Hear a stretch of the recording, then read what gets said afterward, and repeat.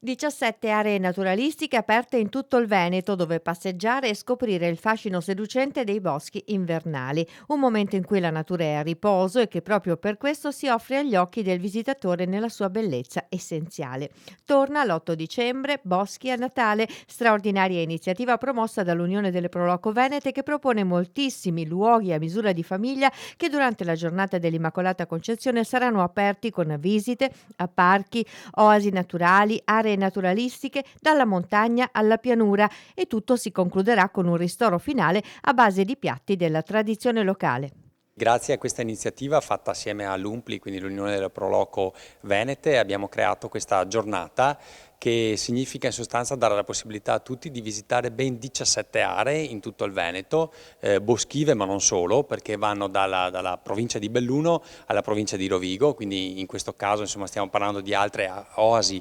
naturalistiche per poter gustare anche la nostra enogastronomia, colori, respirare aria nuova e quindi permettere così un'atmosfera natalizia un po' particolare. È dedicata non solo ai turisti ma è dedicata soprattutto ai veneti, no? Che hanno la possibilità così di conoscere appunto tutte le aree naturalistiche che ci sono nella nostra regione e che troppo spesso magari non conosciamo. Un turismo lento, come si dice. Un turismo lento, se vogliamo anche sportivo, perché ci dà la possibilità non solo di visitare assieme alla propria famiglia queste aree, magari fare anche dello sano sport, quindi farlo a piedi o in bicicletta o con qualche altro mezzo ecologico tipo il cavallo, insomma che ci permetta insomma, di vivere appieno questa esperienza di